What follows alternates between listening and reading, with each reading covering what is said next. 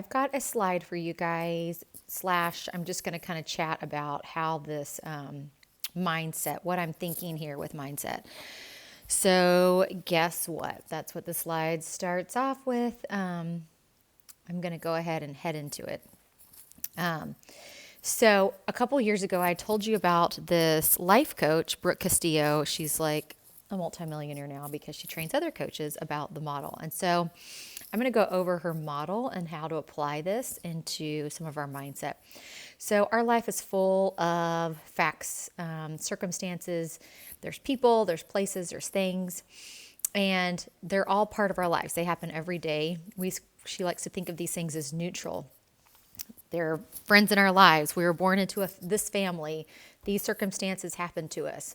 I go to work and I have this job. So these are all facts. These are all things that make up our life. I live at this address. I live in this house. This is the color of my walls, yada, yada, yada, and so forth. So there's all these circumstances in our life up here. Now, thoughts after circumstances, there are thoughts that are created around all of these circumstances. These are the sentences that are constantly running through our mind. Sometimes we're aware of them, and sometimes they're not.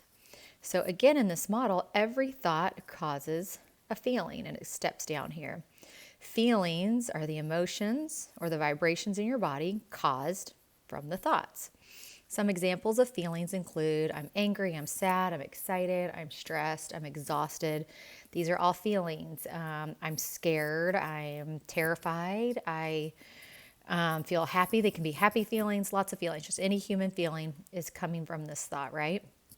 So then we come down and our feelings cause actions. So our behavior is a result of all these steps prior to the action. So what you do in the world, your behavior is caused by your feelings, which are determined by your thoughts. And then finally, our results. So what you see in the world, your life, has an effect of your actions. So if you're overweight, it's because you've been eating when you're not hungry. Choosing a different action will lead to a different result. So then it goes back to their thoughts. So how do we change this so that all these other actions help us with our results? All right, so I just was kind of listening. She's got a million podcasts. I highly recommend Brooke Castillo podcasts. Start at the beginning if you're not familiar with this model. And she's just got a lot of good ways to look at things. So how you feel about yourself will either help or hinder your results. So are you overeating because of an emotion? So all of us have a goal, and we're obviously not all at that goal right now because you've joined this nutrition and fitness program. You want to gain more muscle. You want to lose body fat. So what got us to the place we're at now? Was it overeating because of an emotion? So the only way to gain weight is to be in a calorie surplus. So somewhere along the line, we've been overeating, and maybe we were enjoying things. Maybe it wasn't bad emotion that caused us to overeat. Maybe it was celebrations and excitement, or I don't care, or who gives a crap? Those kinds of emotions, right? So here's what's tricky is that we have to eat every day. It's what keeps us alive. So our food choices are part of everyday living. So if you were an alcoholic, you would say, I can't have alcohol, and you just would try to get help and not ever drink it. Or if you're a drug addict, I'm not going to do drugs. And you can remove those things. What's tricky is that we cannot remove food. This is what keeps us alive and sustains our bodies. So our emotions about food are so important. Being aware of your emotions and being able to deal with them will help you stop emotionally eating. Food, this is a fact, it's a circumstance. There's food in our lives. It's here to sustain us. And there are emotions that are going to come all day long, but they can be dealt with without using food. So the moment you decide to eat something when you're not hungry, what were you thinking when you made that decision? Okay, I just made a decision to eat a little bit of cookie dough as I was making the slide. I have enough carbs. I made the decision knowing, okay, if I feel guilty, that was an emotion. I don't feel guilty. I let the emotion run through my body. Okay, maybe I could have had something a little healthier, but that's what I chose, and I'm okay with that. Okay, I let the decision come through my body. I felt the vibration and now it's gone. So many of us are coming home exhausted by the end of the day, whether it's the homeschooling or you're at full-time jobs or whatever it is, you're running all the kids and doing all the things. By the end of the day is when we break down. Most people are really strong until about 4 or 5 o'clock. And then the emotions and how they thought when you get home will decide how, okay, so like, let me back up here just a minute. So your emotions usually build up and then they kind of hit you when you get home, maybe around dinner time, that 4 o'clock. And then that's usually where people start binging or overeating or giving into various emotions they're feeling. So what you can do is decide ahead of time that you're going to feel the emotion so that you don't eat emotionally. So you avoid emotional eating. Make a decision on how you want to feel when that moment arrives. Okay, I'm going to feel a little tired. I'm going to feel, I absolutely dread cooking. I think it's miserable, and that's how I view it, but I could probably change that thought. I know I don't love cooking. And so there's a lot of quick, easy snacks that I could do, or I can save my macronutrients for a healthy meal. All right, so if you were to skip the cookie dough, will you feel deprived? Feeling deprived is an emotion. Feel the emotion of deprivation, let it run through your body and change your thoughts. We're not really being deprived. Not eating cookie dough when I got home or before cooking dinner I'm not in deprivation. It's a thought.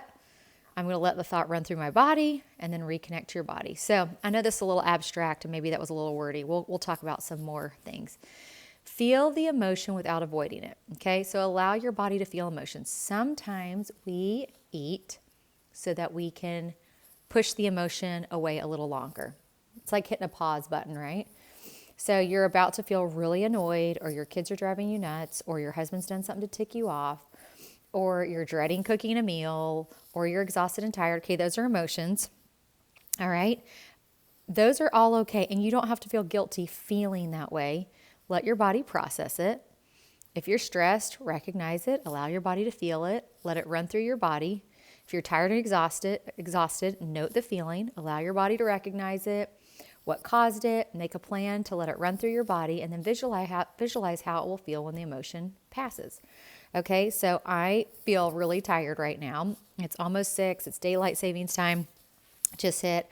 I feel a little bit exhaustion setting in. I'm an early bird. I want to just turn on like a Hallmark and call it a day.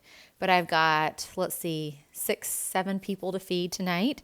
And so I know that I can either dread this and think about it like, oh, I am dreading this, or I'm going to feed my kids and my husband and his brother that's here helping us with some things, a healthy meal, and that's going to make me feel good because they've worked really hard, my contribution to them, and they'll know that I care about them by feeding them, and then I'll clean up, and then I can feel tired and exhausted, and I'm going to let those feelings come. So it's okay. I'm going to feel tired and exhausted. I don't have to be mad at myself for feeling that tired early or having a hard time with the time change. Those are thoughts and feelings that I'm going to allow myself to recognize. And then I'm going to make a game plan. I'm going to still cook dinner. I know what I'm making. And then I'm going to clean it up. And then I'm going to allow myself to relax and feel exhausted. And whatever emotions need to come to go through my body. Okay? So accept your emotion. Don't judge yourself. Be okay with whatever feeling or emotion is running through your system. A lot of times there is guilt or self-criticism for feeling emotion. Now, if your friend or best friend were to come over and need to vent to you, you would not judge her for feeling that way. Okay, right? Or if she were exhausted or felt like she needed a nap, you wouldn't be mad at her or hate her for feeling those feelings. Think of yourself like your best friend. Allow yourself to feel the emotion, the exhaustion, the stress, whatever it is. Recognize it, but don't judge it. Acknowledge it, let it pass through your system, and then note how it will feel or plan on how it will feel once it passes. Note, your fit or thin version of yourself you're working towards right now does not change how happy you will be or your emotions.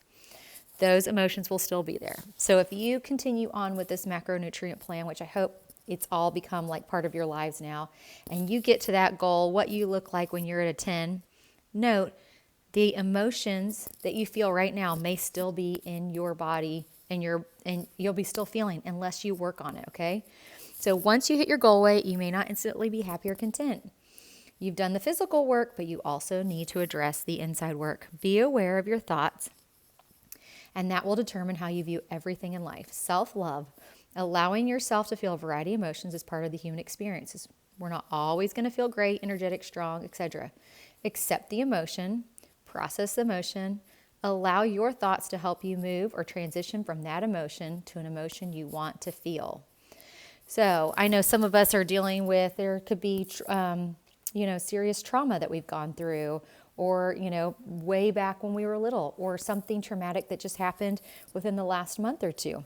Allow your body to feel these emotions. You're allowed to feel angry and sad and frustrated.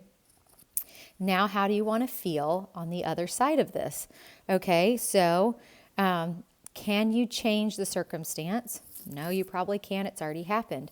Can you change your thought on the circumstance? Probably. It came, it happened.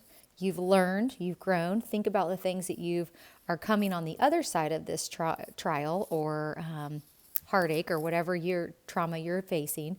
And then think about focus on the thoughts, the positive thoughts of how you've overcome it, how you're going to overcome it, how your body and mind and spirit will feel once you've gone through your trauma, and then embrace those thoughts. I know once I heal from XYZ, on the other end, I will be able to love myself more. I'll be able to love others more. So think about the thoughts that you want to have or feel. I know this seems really simple, and I know that there's all of us come from different circumstances and trials and have been through different various things in life. But either way, we've grown and we're stronger on the other side of it. And those are the things I want us to focus on. So for some of us with weight, it may have been, a lot of self-hate or self-loathing. Let's start changing how we view ourselves. Start embracing all this love and acceptance of ourselves and our emotions.